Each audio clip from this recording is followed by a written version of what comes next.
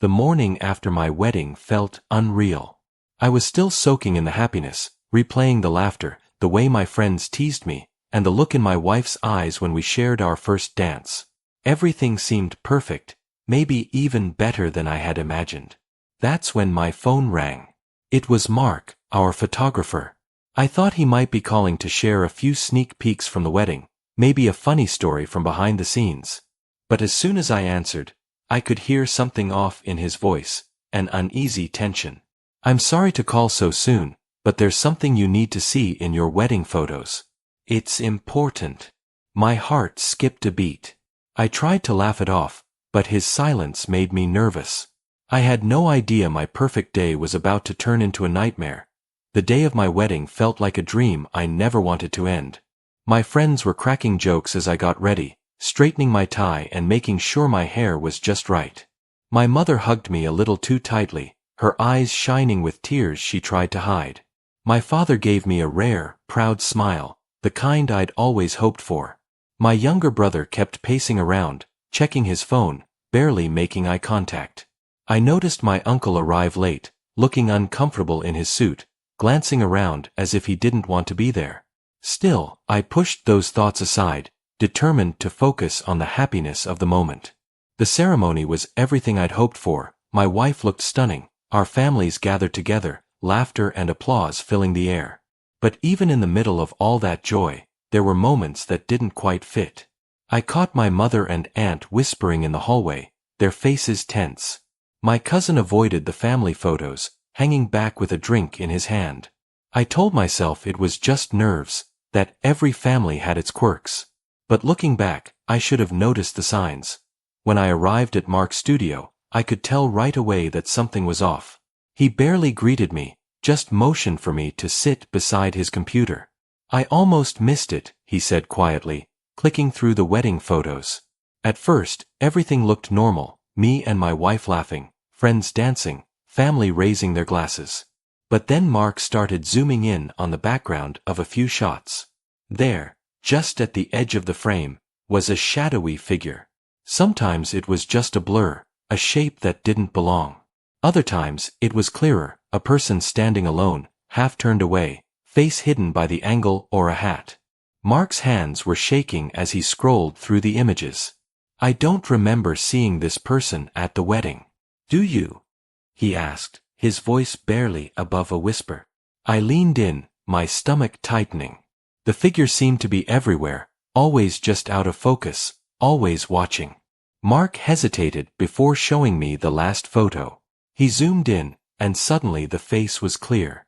In one photo, my heart stopped, because I recognized the face. I stared at the screen, my mind racing. The face in the photo was older, thinner, but I knew it instantly, my Uncle Imran.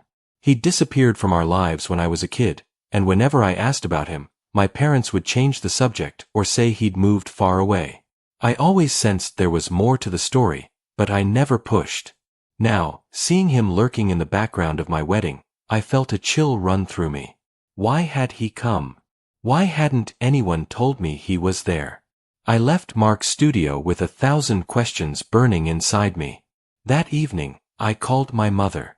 She sounded nervous as soon as she heard my voice. When I told her what I'd seen, there was a long silence. "He shouldn't have come," she finally whispered. "We thought he was gone for good."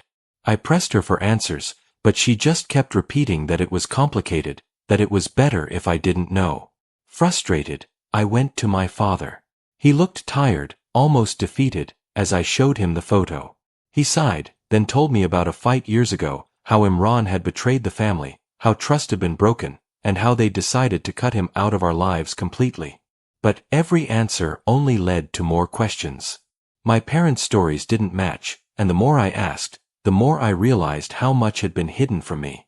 I had to know, why was this kept from me all these years? I couldn't take the half-truths and evasions any longer. I called my parents and my brother to the living room, the photo of Uncle Imran open on my phone. My voice was shaking as I demanded, "No more secrets. I need to know what really happened."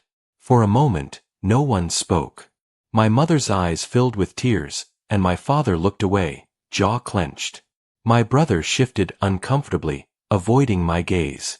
Finally, my father spoke, his voice heavy with regret.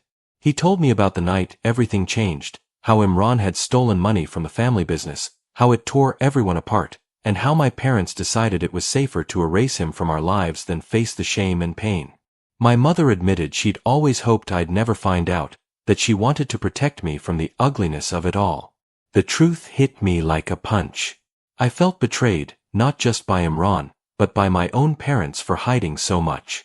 The family I thought I knew was built on secrets and silence. I sat there, anger and sadness swirling inside me, wondering, would I ever be able to forgive them or myself?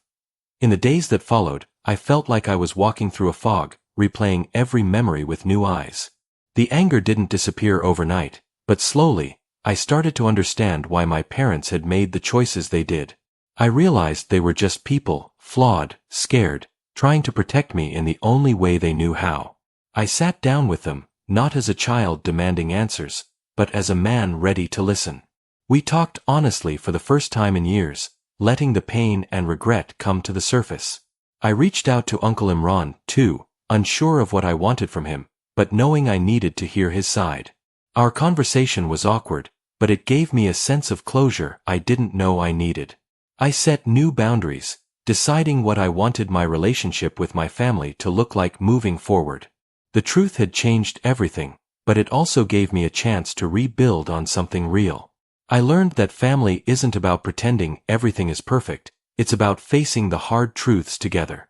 Sometimes, the truth hurts, but it's the only way to start again.